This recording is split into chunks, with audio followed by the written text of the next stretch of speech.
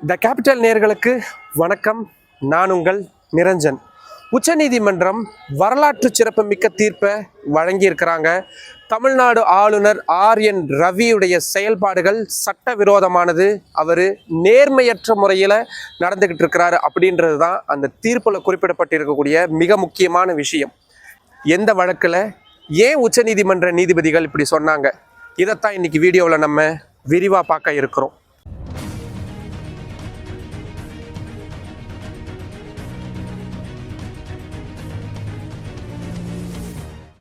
தமிழ்நாடு ஆளுநர் ஆர்.என். ரவியுடைய செயல்பாடுகள் எப்போவுமே விமர்சனத்துக்கு உள்ளானதாகவே தான் இருந்துட்டு வந்திருக்கு. அவ்வளவு ஏன், அவருடைய பேச்சுகள் அரசியல் தொட்டது மட்டும் இல்லாமல் அரசுடைய செயல்பாடுகளை கடுமையாக விமர்சிக்கிறது மாதிரியும், மக்கள் நலன் சார்ந்த மசோதாக்களை அவர் சரியான வகையில் கையாளாமல் இருக்கிறாரு அப்படின்ற மாதிரியான குற்றச்சாட்டுகள் தொடர்ச்சியாக அவர் மீது முன்வைக்கப்பட்டுக்கிட்டே தான் வருது. இது வெறும் அரசியல் மேடைகள் மட்டுமல்ல, நீதிமன்றங்களுக்கும் இந்த விவகாரம் பல முறை வந்திருக்கு.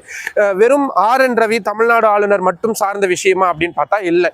எதிர்கட்சிகள், அதாவது பாரதிய ஜனதா கட்சி ஆட்சி செய்யாத மாநிலங்கள் எல்லாம் அந்தந்த மாநிலங்களில் இருக்கக்கூடிய ஆளுநர்கள் அவங்களுடைய அதிகாரத்தை பயன்படுத்தி அந்தந்த மாநில அரசுகளுக்கு குடைச்சல் கொடுக்கறது தொடர்கதையாக தான் இருந்துட்டு வருது.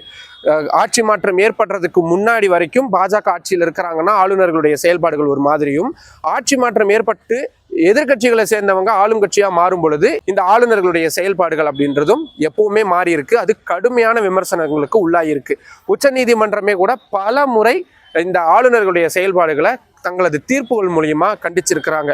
ஒரு மாநில அரசு மக்களால் தேர்ந்தெடுக்கப்பட்டது, அந்த அரசுக்கு கீழே அந்த அரசனுடைய அறிவுரையின் படி செயல்படுறது தான் மாநில ஆளுநருடைய அதிகாரம், அது மட்டும்தான் அவருக்கு இருக்கக்கூடிய வாய்ப்பு அப்படின்றத உச்சநீதிமன்றம் பல முறை தீர்ப்புகளாக சொல்லியிருக்கிறாங்க. சிம்பிளாக சொல்லணும்னா, மக்களால் தேர்ந்தெடுக்கப்பட்ட அரசுக்கு தான் அதிக அதிகாரம் இருக்கு, ஆளுநருக்கு அதிகாரம் இல்லை அப்படின்றது தான் உச்சநீதிமன்றம். இதுக்கு முன்னாடி ஏகப்பட்ட தீர்ப்பு, ஏன் இதே தமிழ்நாடு அரசு தொடர்ந்த வழக்குகளாகட்டும், கேரள அரசு தொடர்ந்த வழக்கு, டெல்லி அரசு தொடர்ந்த வழக்கு, இப்படின்னு ஏகப்பட்ட வழக்குகளில் தீர்ப்பு வழங்கப்பட்டிருக்கு. இதில் தமிழ்நாடு ஆளுநர் ஆர்.என். ரவிக்கு எதிராக உச்சநீதிமன்றத்தில் தமிழ்நாடு அரசு என்ன வழக்கு போட்டாங்க அப்படின்றத புரிஞ்சுக்க வேண்டியதாக இருக்கு. தமிழ்நாடு அரசு அவங்களுடைய சட்டப்பேரவையில் 10 மசோதாக்களை நிறைவேற்றி, அது பல்கலைக்கழக துணைவேந்தர்கள் நியமனமாகட்டும், இல்லை மற்ற சில முக்கியமான விவகாரங்கள், மக்கள் நலன் திட்டங்கள் சார்ந்த முக்கியமான விவகாரங்களுக்கான மசோதாக்கள், அதாவது பில்ஸை ஒப்புதல் கேட்டு தமிழ்நாடு ஆளுநர் ஆர்.என். ரவிக்கு கடந்த 2023, 2024 காலகட்டங்களில் அனுப்பி வைக்கிறாங்க. இந்த மசோதாக்கள் மீது எந்த விதமான நடவடிக்கையும் எடுக்காம அவர் இருக்கிறாரு.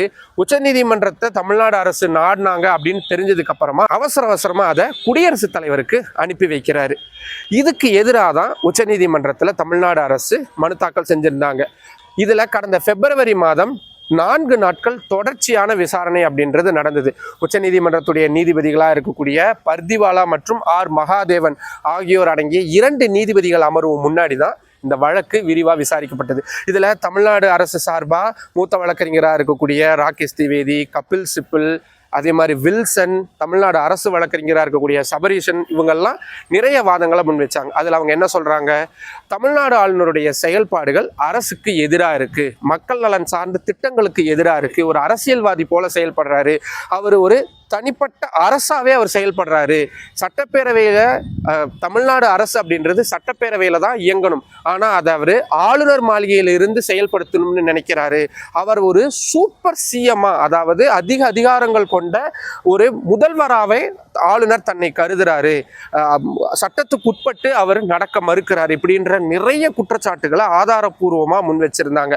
தமிழ்நாடு ஆளுநர் சார்பாக மத்திய அரசுடைய தலைமை வழக்கறிஞரான வெங்கட்ரமணி ஆஜராகியிருந்தார். அவர் சொல்லும் பொழுது, இல்லை ஆர்டிகல் 200 கீழே, அதாவது அரசியல் சாசன பிரிவு 200 கீழே ஆளுநருக்கு நிறைய அதிகாரங்கள் இருக்கு. ஒரு மசோதா மீது அவர் என்ன வேணாலும் முடிவு எடுக்கலாம். அவர் ஒன்று அதை நிறுத்தி வைக்கலாம், இல்லை குடியரசுத் தலைவருக்கு அனுப்பி வைக்கலாம், சட்டப்பேரவைக்கே திருப்பி அனுப்பி வைக்கலாம், இப்படின்ற மாதிரியான அதிகாரங்கள் அவருக்கு இருக்கு. இதுல அரசுகிட்ட அவர் கேட்கணுன்ற அவசியம் கிடையாது. குறிப்பா தமிழ்நாடு அரசு அனுப்பி வச்சிருக்கக்கூடிய மசோதாக்கள்ல ஒன்று ஆளுநருடைய அதிகாரங்கள்ல துணைவேந்தர் நியமனங்கள்ல குறைக்கிறதா இருக்கு. அதுக்கு எப்படி ஆளுநர் ஒப்புதல் வழங்க முடியும்? இப்படின்ற மாதிரியான நிறைய வாதங்களை ஆளுநர் தரப்பிலிருந்து முன்வைக்கப்பட்டது. நீதிபதிகள் ஆரம்பத்திலிருந்தே தமிழ்நாடு ஆளுநருடைய செயல்பாடுகளை கேள்விக்குள்ளாக்கிக்கிட்டே இருந்தாங்க. என்ன மாதிரியான கேள்விகள்? அரசியல் சாசன பிரிவு 200ன்னு சொல்றீங்க, ஒத்துக்கிறோம், அது இருக்குது தான். ஆனால் அதில் ஆளுநர் எந்த அளவுக்கு செயல்பட முடியும்? அவர் ஏன் முட்டுக்கட்டை போடக்கூடியவராக இருக்கிறாரு? சூப்பர் சிஎம்னு செயல்படுறாருன்னு தமிழ்நாடு அரசு சொல்கிறாங்க. அதுக்கு உங்களோட பதில் என்ன அப்படின்ற நிறைய கேள்விகளை எழுப்பியிருந்தாங்க. கடந்த பிப்ரவரி மாதமே இந்த வழக்கின் தீர்ப்பு தேதி குறிப்பிடப்படாமல் ஒத்திவைக்கப்பட்டிருந்த நிலையில் இந்த வழக்கின் தீர்ப்பானது உச்சநீதிமன்றத்தால் முன்வைக்கப்பட்டிருக்கு. நான் ஏன் இதை சுப்ரீம் கோர்ட்டுக்கு முன்னாடி இருந்து ரிப்போர்ட் பண்ணுறேன், உங்களுக்கு த கேபிட்டல் நேயர்களுக்கு பகிர்ந்துக்கிறேன் அப்படின்னா உங்களுக்கு அது ஒரு ஃபீல் கொடுக்கும். டெல்லியிலிருந்து நமக்கான தகவல்களை கொடுக்கறதுக்கு ஒருத்தர் இருக்கிறாரு அப்படின்ற ஒரு உணர்வு உங்களுக்கு கிடைக்கும். நிறைய டீட்டெயில்ஸும் உங்களுக்கு போய் சேரும். ஏன்னா இந்த மாதிரியான தகவல்கள், இந்த மாதிரியான அறிவுபூர்வமான விஷயங்கள் பொதுமக்கள்கிட்ட நிறைய பேர்கிட்ட போகணும் அப்படின்றதுக்காக தான் நான் டெல்லியில் இருந்து இந்த மாதிரியான வீடியோஸை தொடர்ந்து பண்ணிக்கிட்டு இருக்கேன். சரி, விஷயத்துக்கு வருவோம். உச்சநீதிமன்றம் வழங்கி இருக்கக்கூடிய தீர்ப்பு என்னென்ன சொல்லுது? தீர்ப்புக்கு முன்னாடியே நீதிபதிகள் நிறைய கேள்விகளை முன்னெடுக்கிறாங்க. அந்த கேள்விகளுக்கு அவங்களே பதிலாகவும் அந்த தீர்ப்பில் சொல்கிறாங்க. என்னென்ன கேள்விகள்? ஆளுநருக்கு ஆர்டிகல் 200 கீழே இருக்கக்கூடிய அதிகாரங்களை அவர் எந்த அளவுக்கு பயன்படுத்த முடியும்? அதை அவர் தன்னிச்சையாக செயல்படுத்த முடியுமா? மாநில அரசுடைய அமைச்சரவை குழுவுடைய அறிவுரைகளுக்கும் ஆலோசனைகளுக்கும் உட்பட்டவர் தானா ஆளுநர்? இல்லை, அவருக்குன்னு தனியாக வீட்டோ பவர்ஸ், அதாவது உச்சபட்ச அதிகாரங்கள் அவருக்கு இருக்குதா? அதை எந்த அளவுக்கு அவர் செயல்படுத்த முடியும்? ஒரு மசோதா மீது அவர் எவ்வளவு நாள் எந்த நடவடிக்கையும் எடுக்காம கிடப்புல போட்டு வைக்க முடியும்? எப்போ அதை அவர் குடியரசுத் தலைவருக்கு அனுப்பி வைக்க முடியும்? அரசு கிட்ட எந்த அளவுக்கு அவர் கேள்விகள் எழுப்ப முடியும்? ஆளுநருக்கு இருக்கக்கூடிய அதிகாரங்களை நீதிமன்றங்கள் எந்த அளவுக்கு கேள்விக்குள்ளாக்க முடியும்? இப்படின்னு நிறைய கேள்விகளை வரிசையா முன் வச்சாங்க. அப்புறமா ஒவ்வொரு கேள்விகளுக்கும் அவங்களே பதிலும் சொன்னாங்க. முதல் கேள்வி, ஆர்டிகல் 200 கீழே ஆளுநருக்கு இருக்கக்கூடிய அதிகாரங்கள் தனிப்பட்டதா, அதாவது இண்டிபெண்டன்ட் பவரா அப்படின்னு கேட்டிருந்தாங்க. அதுக்கு நீதிபதிகள் அவங்களே சொன்ன தீர்ப்பு, இல்லை, அப்படியான சுதந்திரமான சக்தி அதிகாரம் எதுவும் ஆளுநருக்கு வழங்கப்படவில்லை. ஆளுநர் மாநில அரசினுடைய அமைச்சரவை குழு கொடுக்கக்கூடிய ஆலோசனை அறிவுரை இதுக்கு உட்பட்டு தான் ஆளுநர் செயல்பட முடியுமே தவிர அவருக்குன்னு தனி அதிகாரங்கள் எதுவும் கிடையாது அப்படின்ட்டாங்க. அடுத்தது வீட்டோ பவர். நம்ம கேள்விப்பட்டிருப்போம், உலக வல்லரசு நாடுகள்கிட்டலாம் இந்த வீட்டோ பவர் இருக்கு அப்படின்னு. அதே மாதிரி ஆளுநர்கிட்டையும் இப்படியான வீட்டோ பவர்னா ஒன்றும் இல்லைங்க, ரொம்ப உச்சபட்ச அதிகாரம், அவ்வளவுதான். அப்படி உச்சபட்ச அதிகாரம், வரம்பே இல்லாத அதிகாரம் ஆளுநருக்கு இருக்கா அப்படின்னு நீதிபதிகள் கேட்டு அவங்க அளிக்கக்கூடிய பதில், இல்லை, there is a no veto power, either it's a veto power nor it's a pocket veto power அப்படின்னு சொல்றாங்க. அதாவது சிம்பிள், வரம்புக்கு உட்பட்ட வீட்டோ பவரா, வரம்புக்கு உட்படாத வீட்டோ பவரா அப்படின்னு. அப்படியான வீட்டோ பவர்ன்ற ஒரு கான்செப்டே ஆளுநருக்கு கிடையாது அப்படின்னு சொல்லிட்டாங்க. அதாவது மாநில அரசு என்ன சொல்லுதோ அதை கேட்டு செயல்படக்கூடிய அதிகாரம் மட்டும்தான் ஆளுநருக்கு இருக்கு. இந்த வீட்டோ பவரும் எப்போ செயல்படாம போகும், அவருக்கு எப்போ இல்லவே இல்லை அப்படின்னா, அரசியல் சாசனத்திற்கு உட்பட்டு அவர் ஒரு கடமையை செய்ய வரும் பொழுது இந்த வீட்டோ பவர் அப்படின்ற விஷயத்தை சுட்டி காட்டி அதை செய்யாம தவிர்க்க முடியாது. அரசியல் சாசனத்துக்கு உட்பட்டு மட்டும்தான் ஆளுநர் செயல்பட முடியும் அப்படின்றதையும் தெளிவுபடுத்திட்டாங்க.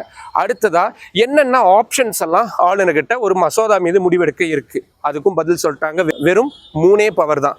ஒன்று, அந்த மசோதாவுக்கு ஒப்புதல் வழங்குறது, இல்லாட்டி நிறுத்தி வைக்கிறது, இல்லாட்டி குடியரசுத் தலைவருக்கு அனுப்பி வைக்கிறது. இதில் வேற எதையுமே ஆளுநர் செய்ய முடியாது. வேற என்ன செஞ்சார் ஆளுநர்? தமிழ்நாடு சட்டப்பேரவை 10 மசோதாக்கள் அனுப்புகிறாங்களா, முதல் சுற்றுல ஆளுநர் தங்கிட்ட வச்சுக்கிட்டு ரொம்ப நாள் கழிச்சு அதை மீண்டும் மாநில அரசுக்கே திருத்தங்களை சொல்லி அனுப்பி வைக்கிறாங்க. ஆளுநர் சொன்ன விஷயங்களெல்லாம் கேட்டு அந்த மசோதாக்களை தமிழ்நாடு ஆளுநருக்கு தமிழ்நாடு சட்டப்பேரவை மீண்டும் அனுப்பி வைக்கிறாங்க. இந்த 2வது முறை வரும் பொழுது ஆளுநருக்கு எந்த ஆப்ஷனுமே கிடையாது, ஒப்புதல் அளிச்சே தான் தீரணும். அதைத்தான் ஆர்டிகல் 200 தெளிவாக சொல்லுது. ஆனால் குடியரசுத் தலைவருக்கு அனுப்பி வைக்கிறாரு தனது சிறப்பு அதிகாரத்தை பயன்படுத்தி தமிழ்நாடு ஆளுநர். இதைத்தான் நீதிபதிகள் சுட்டி காட்டுறாங்க. அப்படி 2வது சுற்றுல ஒரு மசோதாவை உங்களுக்கு சட்டப்பேரவை அனுப்பி வைக்கும் பட்சத்தில் அதன் மீது நீங்கள் முடிவெடுத்து தான் இருக்கணுமே தவிர அதை குடியரசுத் தலைவருக்கு அனுப்பி இருக்கக்கூடாது. இட்ஸ் அன் இல்லீகல், அதாவது சட்டவிரோதம் அப்படின்னு சொன்னதோடு மட்டும் இல்லாமல் தமிழ்நாடு ஆளுநருடைய இந்த செயல்பாடுகள் நேர்மையற்ற முறையில் இருக்கிறது அப்படின்ற வார்த்தை, இது எல்லாமே ஜட்ஜ்மெண்ட்ல நீதிபதிகள் சொல்லி இருக்கக்கூடிய வார்த்தைகள் தான். நேர்மையற்ற முறையில் இருக்குது அப்படின்னு சொன்னதோடு மட்டும் இல்லாமல் அரசியல் சாசன விதிமுறைகளுக்கு எதிராக இருக்கு. இட்ஸ் அன் அன்கான்ஸ்டியூஷனல் என்ற வார்த்தையும் தமிழ்நாடு ஆளுநருக்கு எதிராக உச்சநீதிமன்ற நீதிபதிகள் தங்களது தீர்ப்பில் பயன்படுத்தி இருக்கிறதையும் பார்க்க முடியுது. அடுத்ததா நீதிமன்றங்கள் ஆளுநருடைய செயல்பாடுகளில் எந்த அளவுக்கு தலையிட முடியும் அப்படின்ற மிக முக்கியமான கேள்வி. ஏன்னா ஆளுநருக்கு இருக்கக்கூடியது அதிகபட்ச அதிகாரம், அவருடைய அதிகார வரம்புக்குள்ள நீதிமன்றங்கள் வரக்கூடாது, வர முடியாது அப்படின்றது தான் ஆளுநர்கள் எப்பவுமே சொல்லக்கூடிய வார்த்தை.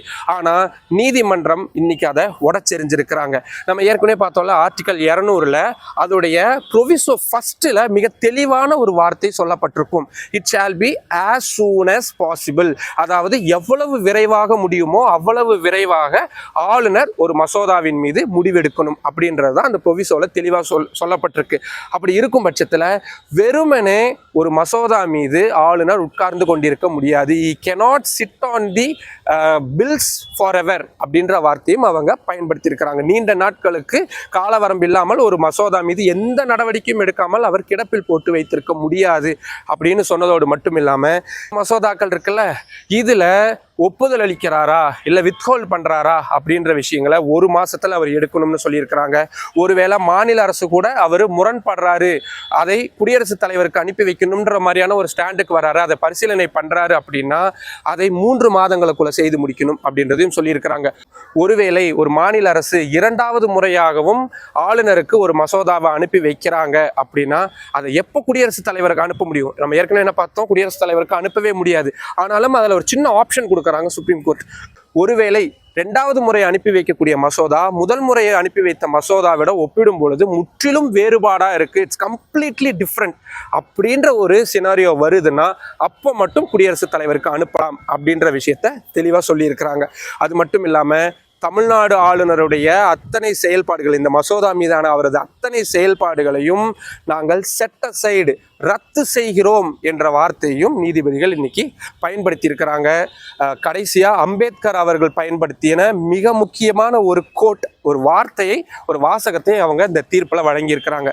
அரசியல் சாசனம் நல்லதுதான், ஆனால் அதை பின்பற்றக்கூடியவங்க தீயவர்களாக கெட்டவர்களாக இருக்கும் பட்சத்தில் அந்த அரசியல் சாசனமும் தீங்கானதாக மாறிவிடும் அப்படின்ற ரொம்ப ரொம்ப முக்கியமான ஒரு வாக்கியத்தை தமிழ்நாடு ஆளுநருக்கு எதிராக உச்சநீதிமன்ற நீதிபதிகள் தங்களது தீர்ப்பில் பயன்படுத்தி இருக்கிறாங்க. தீர்ப்பு முடிஞ்சதுக்கு அப்புறமா ஒரு மாதிரி மனநிறைவோடு இருந்தாங்க. மத்திய அரசுடைய வழக்கறிஞர்கள், தமிழ்நாடு அரசு தரப்பு வழக்கறிஞர்களுக்கு எல்லாருக்கும் நன்றி தெரிவித்தாங்க. இந்த இவ்வளவு முக்கியமான தீர்ப்பை, இட்ஸ் அன் இம்பார்ட்டன்ட் ஜட்ஜ்மெண்ட் அப்படின்னு, இவ்வளவு முக்கியமான தீர்ப்பை வழங்குறதுக்கு எங்களுக்கு உதவிகரமாக இருந்த அவங்களுடைய ஆஃபீஸில் ஒர்க் பண்ணக்கூடிய அட்வொகேட்ஸுகளுக்கு நன்றி தெரிவிக்கிறதாகவும் சொன்னாங்க. இந்த வழக்கில் நீதிபதிகள் சுட்டிக்காட்டிய மற்ற தீர்ப்புகள் அப்படின்றது ரொம்ப ரொம்ப முக்கியம். இதில் இந்திரா சாணி வழக்கு, அது நீங்கள் கூகுள் பண்ணி பாருங்கள், ஆளுநர்களுடைய அதிகாரம் தொடர்பான மிக முக்கியமான வழக்கு. எல்லா வழக்குகளும் அந்த வழக்கின் தீர்ப்பின் அடிப்படையில் தான் இப்போவும் வந்துகிட்டு இருக்கு அப்படின்றது ரொம்ப முக்கியம்.